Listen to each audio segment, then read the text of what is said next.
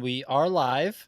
This is Nifty Culture. I'm Pio, and today I have the pleasure of speaking with the creator of the now rediscovered CryptoArte NFT project from years back, historical NFT project, Sebastian Brohair. How's it going, Sebastian? Hey, Pio. I'm doing great. Thank you. And thank you for having me here. I'm excited to be on your show. Well, dude, I'm excited too. We connected through my guy Adam McBride, who is emerging as the foremost historian in the NFT space. He digs up these he takes part in the research of these projects. And he said to me, you got to have Sebastian on. Lo and behold, the project here explodes. When did the explosion happen here? Is it in the past like 10 days? Like, how recent was it? Yeah. And yeah, I think so not this Monday, but last Monday. It's been a bit of a blur for me. So, but yeah, about 10 days ago. Yeah. Unbelievable, man. And to give people context, this is, what I'm calling like a historical NFT project, meaning it came out years ago. It came out in 2018. Is that right? Yeah, that's right. Okay. So we'll go into like, why you made it and what the ideas were. But so basically this thing came out in 2018. You could still mint it. Like 2 weeks ago, I still could have minted this on the original platform. Is that right? Yeah, I mean, from a technical perspective, you weren't really minting it. The contract works a little bit different than kind of the more recent like 10K projects where like you mint one of the tokens. It was more like I would mint them, but you could still purchase them at the site. So yeah, from like a practical perspective, it's the same thing, except that you could pick the one you want, right? There was no like reveal or anything like that. You could go and say like, if that painting is available and Sebastian minted it already and nobody else bought it from the primary market yet, then you could go and purchase it. We have a sales contract that now is obsolete because you can't use it anymore. That was acting as our marketplace, so to speak. Unreal. So, basically technical differences, but kind of the same ideas. Like these things were just available to buy on the primary market, so to speak. And now they've sold out since. It took what, 3 years or so for them to actually sell out. And now they're just exploding on the secondary market. Like, what has this been like for you? Yeah, it's been crazy, and I'm so grateful for everybody's support and kind words, and the community around it is now amazing. I think we have about probably like 2,000 folks in on the Discord already, and overnight my Twitter handle exploded. Like I need to I need to learn how to need to reset my notifications because I can't follow anything anymore. But yeah, no, it's been crazy. I think I posted on when we sold out, I kind of posted a little thank you letter. There's like a longer version of that on the Discord announcements, but I think it was like 1,125 days, give or take one, to sell 40% of the collection, and then one day, or sorry, like 60, and then one day to sell the rest, right? So yeah, it's been incredible. That's insane, man. So you just sat back, you make this project, and it sounds like we'll go into the details on it, but it sounds like by no means was it flying off the shelves. And my assumption is it was probably misunderstood. I have to think if you're making any NFT project in 2018. I have to think it was largely misunderstood. 2018 goes by, 2019 goes by, 2020 goes by. December 2020, we see the Beeple sort of fine art NFT explosion. And then, January, February, it's building. March is like the absolute peak. Then we have the dump. NFTs are dead for like a month. And then they slowly are building up with the explosion of the Bored Apes. And now it's August. And 10 days ago, your project goes from 60% sold to 100% sold in one day. How are you dealing with this, man? What's this been like? Yeah, no, it's amazing. It feels really amazing as an artist, to see the project to fruition and completion, and the beautiful community that's built around it. And now we are helping each other, and there's there's the main purpose of the collection. It was always to spread knowledge and awareness of Ethereum, how it works, and what's capable of, and all of that, right? And that's why the project is on Ethereum itself. It's a little bit meta, but it's kind of by design. Like it wanted it, you grab a painting and you can tell your friend kind of basics of how Ethereum works by looking at like visual aspects of painting, right? So like the fact that we actually made it and like all this, 9,899 paintings are in the hands of like now collectors around the world, that feels amazing, right? Like we achieved the purpose and now we have a community and we can do a lot more with it, right? That's incredible. And yeah, I was going to ask you, what was the original intention of the project? So it sounds like you wanted to, showcase the power of Ethereum through a painting, right? Like through artwork. I guess, how did you come up with it? Why is it different than like what Punks did? Because obviously this did come out after Punks. I realize this isn't a 10,000 piece generative art project, but what inspired you to approach the project in this way? Yeah. So obviously the punks were there, and then I was one of the projects I got inspiration from, and so CryptoKitties, and those were the two I remember vividly. Like, taking notes and getting inspiration from them, of course. But yeah, my main thing was so I got into Ethereum from my client work, right? I built software. I ran a company where we built blockchain applications, mobile web applications, right? And back in 2010, I had a few of our clients and folks in my network that would come up and, hey, Seth, I have this blockchain idea. Can you help me out build it? And at the time, I knew about Bitcoin, but I didn't know really about Ethereum and I didn't know how it worked or anything. I didn't know the tech stack, right? So I kept saying like, hey, let me look into it. I don't know anything about the space. I want to learn about it though. I'm interested, right? And eventually I actually really got into it and I got into Ethereum and I was like, oh my God, this is amazing. Like smart contracts are so, so powerful, right?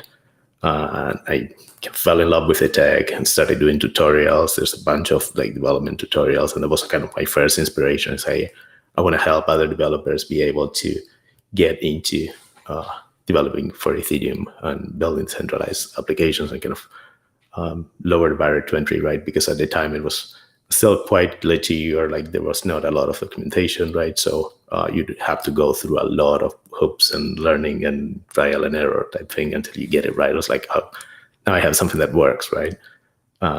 So that kind of inspired the idea of like, hey, now that I know how to build an Ethereum, I want to actually build the project for fun on the side, not for a client that actually works, right? That's a mainnet and that has some functionality to it, but it had to be something fun. I didn't want to build, like some crazy DeFi project on the side, right? Like DeFi wasn't even a thing back then. So I wanted to keep it fun, and I wanted to have that built-in purpose of trying to raise awareness of Ethereum and what the technology could do, and be artistic as well, because that's kind of what fun is for me.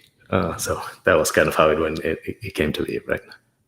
That's awesome, man. And so, definitely a noble cause. It sounds like the technology was the motivation. And so, it's a generative art project. Some people were asking questions about how the colors are determined and things like that in the chat. If you see that, I want to kind of address that. So, there's different patterns. What was like from a creative perspective, how was this approached when it came to building the project?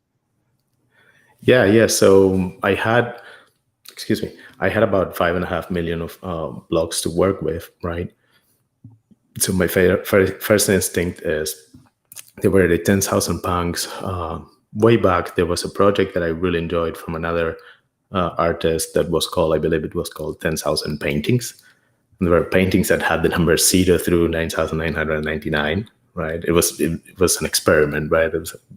I digress. But anyway, obviously you get inspiration from different projects and different artists.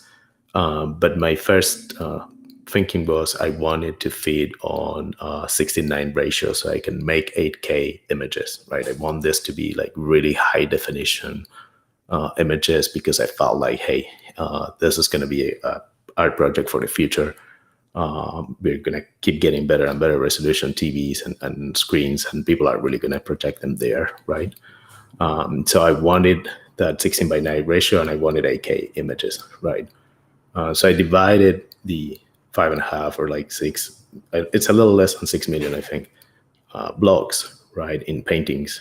And each painting needed to accommodate a certain number of blocks to fit that ratio, right? So that was kind of the first thing, right? Like divide and conquer the entire amount of data I had into paintings that were sequential, and each of them had a number of blocks that were consecutive within them, right? So that was the first thing. Tell the story of Ethereum through consecutive paintings, each of them consisting on 576 blocks. That is what the math ended up being. At less than that, I would have like way too many paintings. And more than that, it was like way too many blocks in a paint, so I couldn't do anything interesting. So this was kind of like the perfect balance of being able to do something fun for each block, yet not have a gazillion paintings. Very cool, man. And I think they came out beautifully. I think the color arrangement is so interesting. And so we have one question right here from C. Jones. He said, Seb has mentioned he might have some utility in mind for the prime numbered paintings. Can you expand on that? So I'm curious too. Yeah. So definitely been working on a new project for a couple months now. Mostly the art for now. Nothing I would share yet, but definitely have a lot of thoughts for the tech side of it as well. And it's going to build upon CryptoArte, right? So the idea is already from the back then, I built in the I built in the ability to download the AK image, right? So if you own the token, you can go to the side, go to the page for your token, and it's just signing a transaction, and you get the image, free of charge, free of gas, right? So I built, that was kind of the utility and the fun technology part of the project that I built from like day one. I wanted to have that, now we call it utility, but I wanted it to have a functionality like if you are the token owner, you can do something with it that other people can't, right? So it took me a while to figure that one out because there was no really unlockable content, like that didn't exist as a word. And I remember the folks at OpenSea helped me a little bit, and then I kind of put that together with other things I was doing, and I figured it out, and it was great. Okay, it's working right. So now for the new project, what I want to do is kind of thinking from the same kind of utility angle, make it so that if you're a CryptoArte owner, you get additional utility on that new project, right? So it kind of builds up a little bit, kind of like, you can get a dog for your ape type thing, right? You were able, like, I'm not saying it's the exact same thing, but it's the same idea, right? Like ownership of a CryptoArte. I'm hoping that I'll be able to, give utility to, and maybe different paintings that have different attributes may give you access to different things, right? That's how you can think about that prime numbers. Very cool stuff. And so, you mentioned CryptoKitties. Obviously, everybody knows punks. Curio cards is another thing that Adam kind of put me onto, and yeah. I've actually bought a Curio card since then. Yeah, it's I'm fascinated by all these projects. So there's your project, CryptoKitties, Curio cards, punks. What's the next one that people have been sleeping on? What do we not know about that because you were in the game? What's out there? I'm terrible at at that part of at history. I was a terrible student at my history class, but other projects that come to mind. K-Generative was right after I think mine. I think a lot of folks know about that. What's it called? K-Generative. K-Generative. Okay. Yeah. And then there's other artists that I remember looking at. So I'm looking him up because I don't want to spell the last name wrong. But Martin Sure. Ostakovsky has been doing generative art on Ethereum for a while, and he was I remember looking at his art at Known Origin, because Known Origin was just kind of building almost at the same time I was. Like OpenSea was already available as a platform at the time, and I followed their guidelines on how to integrate with them from day one, right? Like I actually didn't have a way to purchase paintings on my site for a while, right? The only way you were able to buy at the time was through OpenSea, right? So I had an API integration with them from the get-go. But anyway, we digress. But Emblo was one of the generative artists, definitely that I enjoy looking at the time, and that I actually have one of his pieces. I really like it. Nice. Okay. Well, yeah. I mean, someone's like yelling at me in the chat here to look it up. It's like, take it easy. We're meeting with Sebastian right now. Maybe we'll do a separate stream on that. I wanted to get some insider tips from Sebastian. We're not going to just derail and talk about other projects. We're talking about CryptoArte right now. So yeah, man. I mean, first of all, congratulations. I can only imagine. Like, I probably should have said that at the beginning, but it's like I can only imagine having this be effectively like dormant for for lack of a better term, and not to disrespect the project, but pretty dormant for 3 years, and then to witness an NFT explosion, and kind of, I'd imagine you were like, yeah, I mean, like I made one of those back in 2018, and then for it to finally be discovered. Have any high profile figures in NFTs, weighed in on this, like whether they popped into the Discord or tweeted about it? Any kind of big names, have they put onto this? Or have they been put onto this? Yeah. So we definitely had different waves over time, right? Like just like how the market has had them too, right? So I remember vividly, like way back, the our very first collector got like 100 and something pieces, maybe a little more. And he likes to remain anonymous, I think, but if he wants to comment, that'd be awesome one day, like.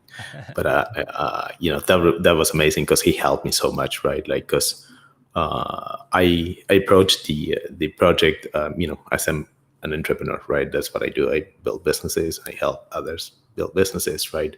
And that mixed with my artistic background, right? Which is more on the music side of things. Actually, I've done a lot of generative art work, but mostly for fun until CryptoArte, and then I started doing more and more and more.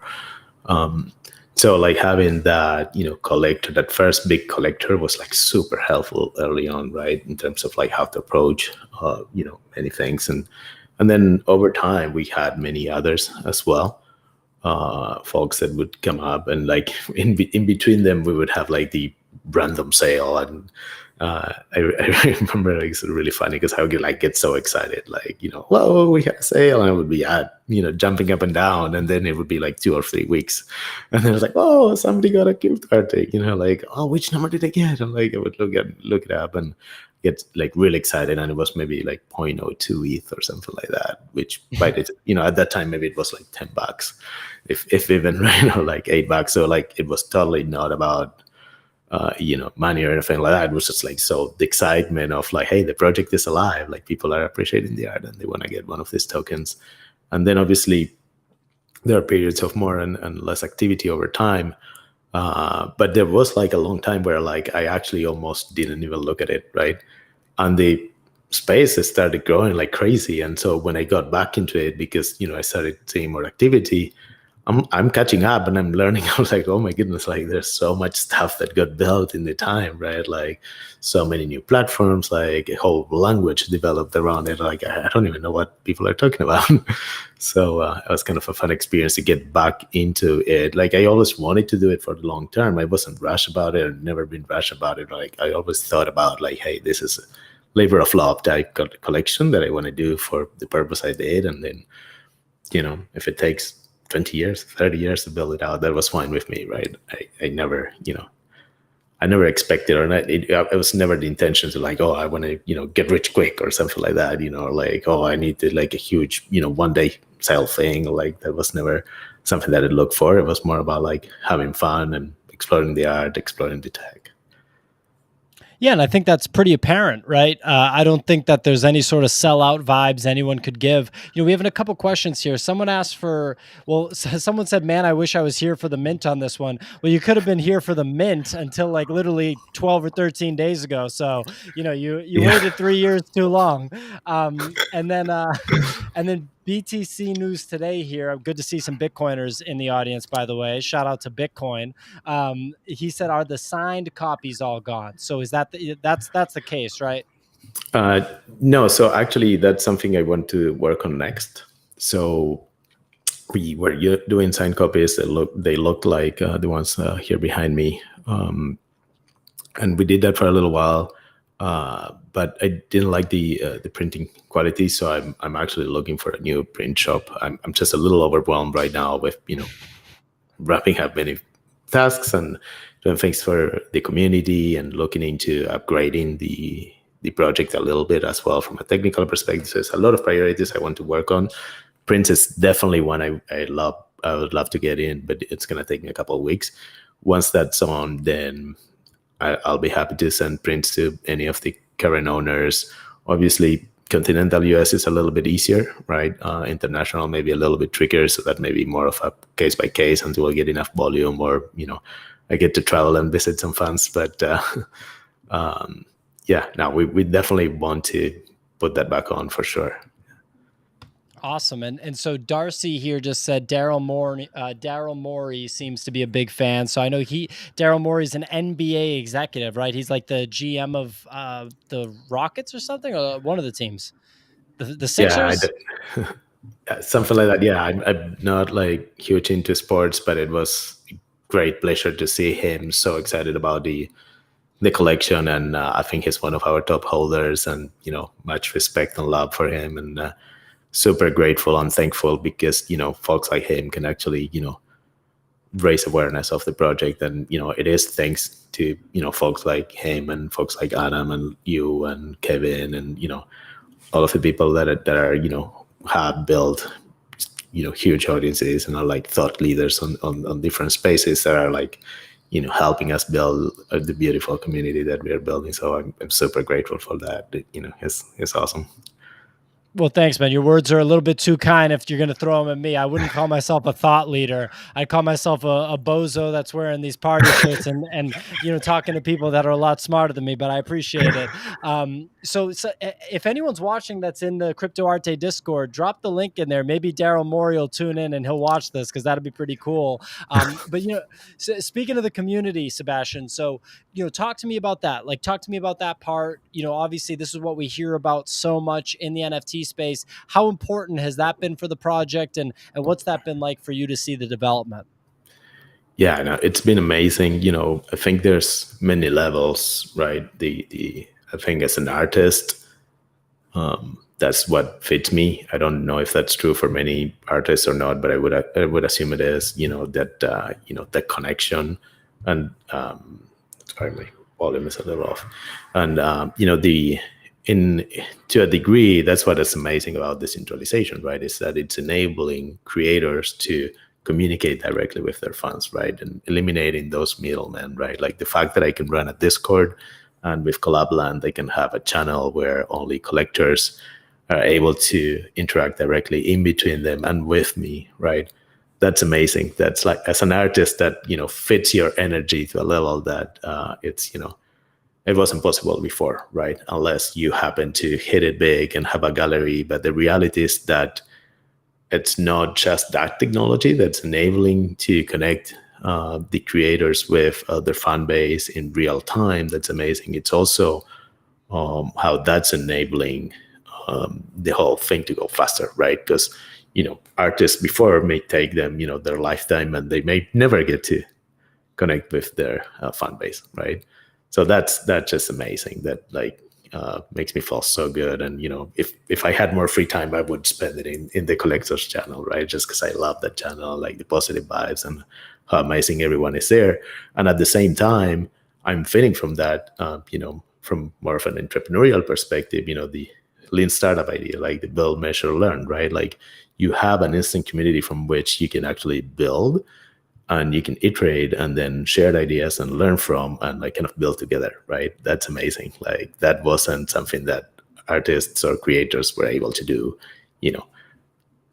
5 years ago, right? Like maybe 10 years ago, right? Like that's mind blowing. And then obviously there's other levels, right? Like obviously the community that helps you raise awareness, and I'm so thankful for everyone in there that's doing so, and connecting into them, and like connecting with folks and like all around the world. I'm like a big, I'm big into diversity, and like myself, I'm like from Latin America, and I love everyone around the world, and I love traveling, and I speaking their language and learning about their culture, and learning about what they care about and their problems are, and like things like that, right? So that's also like I think a great part of the community, and the fact that we can help each other on many different levels, right?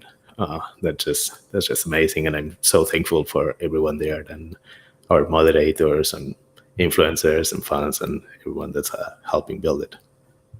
Absolutely, man. And the growth in the technology, like you said, is just so amazing between even when you started this a short 3 years ago versus now, and the interconnectivity of people all over the world. I never thought I'd be friends with, like, a 45-year-old Portuguese whale investor, but now me and my friend Danny, from these streams and from talking on Discord, we'll have calls and stuff. It's just crazy. It's just a totally different world that we live in. And I feel like it must be awesome for you to be able to see that kind of happen with this project that you put your heart and soul into a few years ago.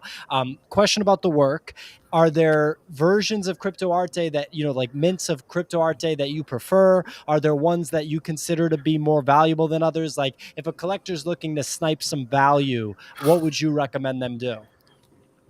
Yeah, so my personal favorite is the low painting numbers, right? Okay. Just because they are older in the history, they're telling an older part of the history of Ethereum, right? So painting 0 through 100, those first 100, and then those may be out of reach. So then think about the first 1,000, right? So that's one thing, definitely. The second one, it's minor rarity percent. So that has a lot of correlation with, I think, painting number in general, because miners that are more historical tend to be a little bit more rare. You tend to see more of what we call the one block miners and the 2 block miners.